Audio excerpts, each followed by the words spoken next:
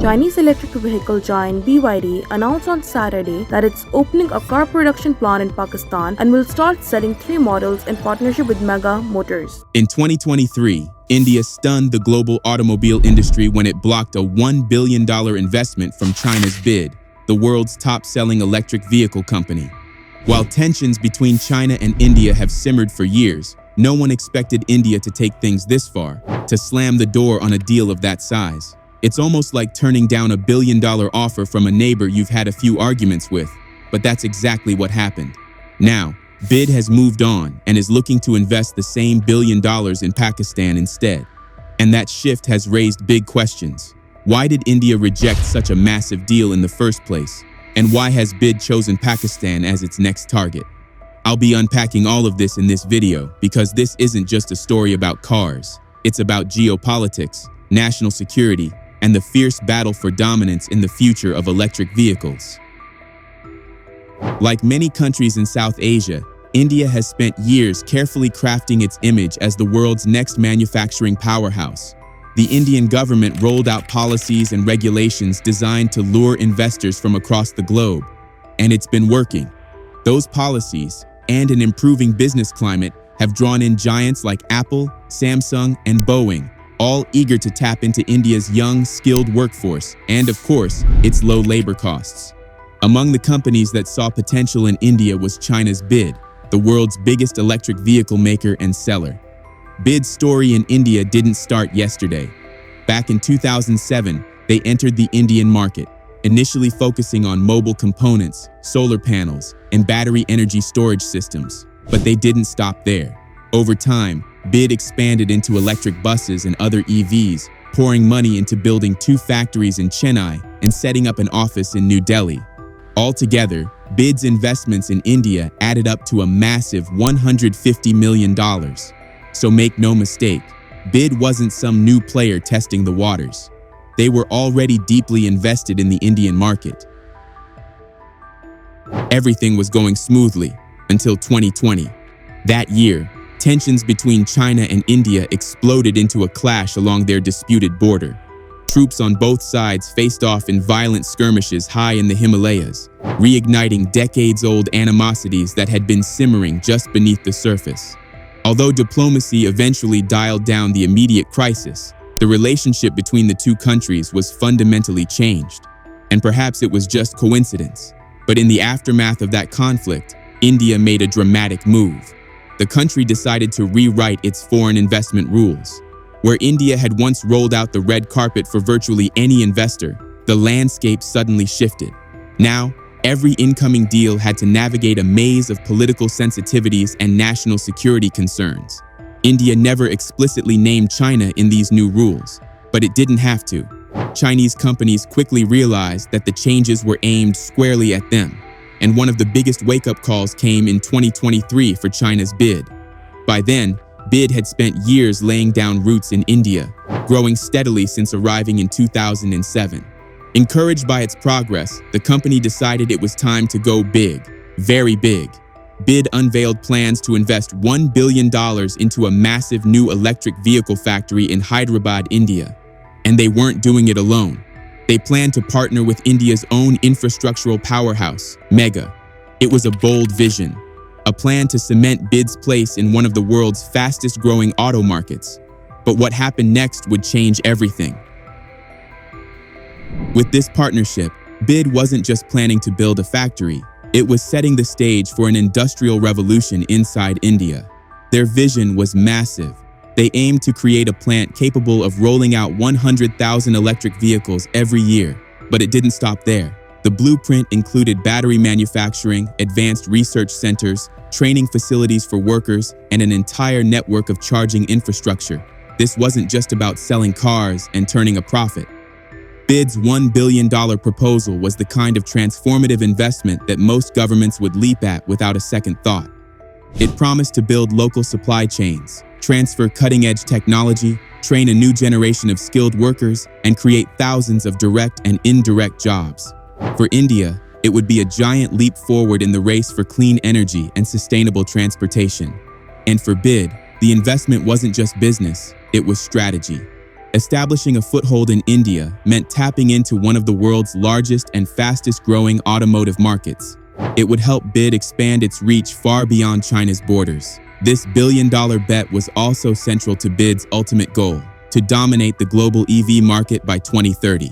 On paper, it seemed like a perfect win-win. But in the high-stakes world of geopolitics and national security, even the most promising deals can come crashing down.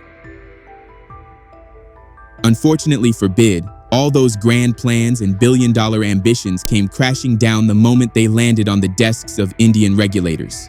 You see, after the violent border clash between China and India, the Indian government began to clamp down hard on Chinese investments. The message was clear: national security now trumped economic opportunity. Take what happened in 2022 as a perfect example. China's Great Wall Motor Co. had been poised to buy the US General Motors plant in India. The deal had been meticulously negotiated, with both companies agreeing to all terms by 2020. All that was left was government approval. But the deal sat in bureaucratic limbo for 2 long years. It was never cleared, and eventually, Great Wall Motor had no choice but to pull out entirely. BYD's billion-dollar dream met the same fate. Local reports revealed that India rejected BYD's proposal on national security grounds and over fears surrounding Chinese homegrown technology. Even after the proposal was turned down, BYD wasn't ready to give up. They planned to send a team of officials to push forward with negotiations and lobbying efforts. But there was one more hurdle. India's visa restrictions on Chinese nationals, still in place after the border conflict, prevented BYD's team from traveling to India at all. And just like that, the $1 billion investment was dead in the water. What's even more telling is that this scrutiny seems reserved almost exclusively for Chinese investments. Companies from other countries are not facing the same obstacles. In fact, Tesla's CEO has recently hinted that it's only a matter of time before Tesla makes significant investments in India. So while China's automotive giants are being shown the door, others are being welcomed in, eager to stake their claim in one of the world's fastest-growing markets. However, India's new EV import policy has become a lightning rod for controversy. Tesla, widely believed to be the prime candidate for whom the policy was crafted by India's Ministries of Commerce and Heavy Industries, hasn't even applied. And they're not alone. Other global automakers like VinFast, Jaguar Land Rover, and now BYD have all steered clear of the scheme, wary of its strict localization requirements and demands for hefty bank guarantees. Meanwhile, BYD has shifted its gaze away from India and toward an unexpected destination: Pakistan. And here's the kicker: BYD plans to invest the exact same amount it had once earmarked for India, $1 billion, this time in Karachi. It's a move that raises eyebrows. After all, it might have seemed more logical for BYD to look toward a bigger, more stable economy in Southeast Asia. But instead, they've decided that Pakistan is the place to plant their flag. The question is, why? Why choose Pakistan over larger, seemingly safer markets? That's what we're about to unpack. Because the answer isn't just about business. It's about geopolitics, strategy, and the shifting balance of power in Asia.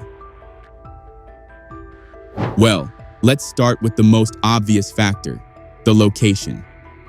Karachi sits right on the edge of the Arabian Sea and serves as the beating heart of Pakistan's maritime trade. It's home to the country's busiest ports, buzzing with ships moving goods in and out of South Asia. Just a few miles away lies a critical piece of China's Belt and Road Initiative, Gwadar Port. And nearby, the Strait of Hormuz stands as one of the world's most vital energy and shipping corridors, connecting the Middle East to Asia and Europe. Put all of this together, and it becomes clear: Karachi isn't just the site of a future EV factory. It's a strategic gateway to global markets.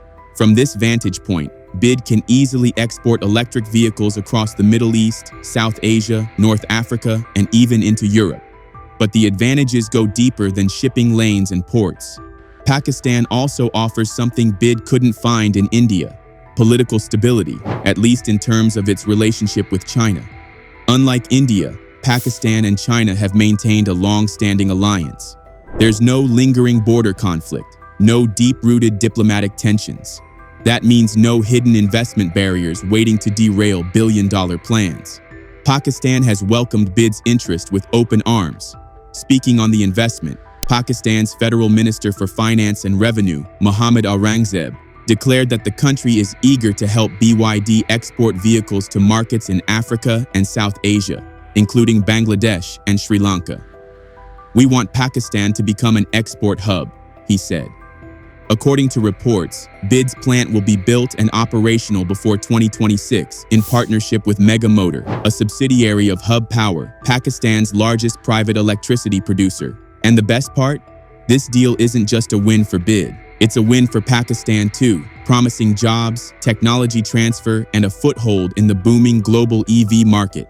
In the end, what might have seemed like an odd choice on paper is, in reality, a carefully calculated move, one that could reshape the map of electric vehicle manufacturing for years to come. With a population of 240 million people, Pakistan offers BYD far more than just a pool of labor. It offers real demand.